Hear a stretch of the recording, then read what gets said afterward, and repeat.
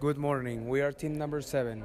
We are here in Tupi, a Brazilian foundry company, and we are here with Diana Rubalcaba. Hello, I'm Diana Rubalcaba, and I have been working in Tupi since 5 years ago. Tupi is an iron foundry company oriented towards the development and the search for the best solutions. It's a Brazilian brand name that has become an international reference in quality since 5 years ago. I am in charge of international businesses and development of new product. Our mission is to contribute to the success of its shareholders and customers by providing case-tested machine products and high-value services. Now, Tupi is owned by Brazilian investors, so since 3 years ago we have been working with Brazilian people. In my opinion, it has been complicated because of the cultural differences. How does cultural impact local business practices?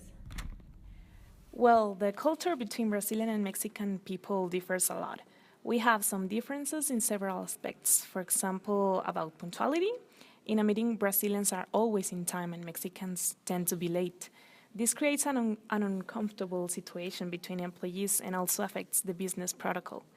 Another point is that Brazilians are very demanding people. They want to have defined goals and very specific and clear objectives in general.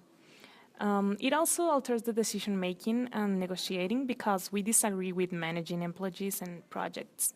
But even though we know we have these cultural differences, we are trying our best to communicate and do business in an efficiently way so these differences do not affect the business, creating a balance between our countries. How does the company balance the need for global efficiency and local responsiveness in a cultural sense? Now, it has been implemented a new program that consists of sharing knowledge and to exchange practices between Brazil and Mexico.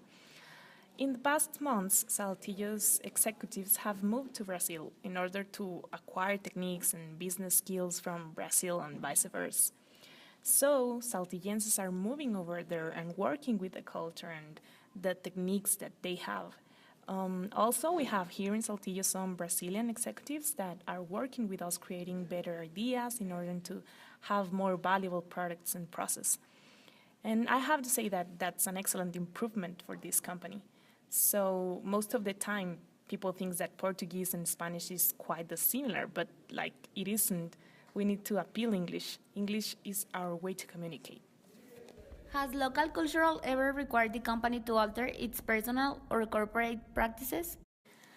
Well, the Mexican culture is not familiar in recognize the people's achievements. But in the other hand, Brazilian directors are very encouraged people while Mexican companies try to highlight people's mistakes and faults. Brazilians always like to celebrate any achievement and stuff like that. A good example is that here Brazilian directors give employees many kinds of rewards like dinners, prizes, and symbolic recognitions. So actually we are accustomed and habituated to exalt the employees.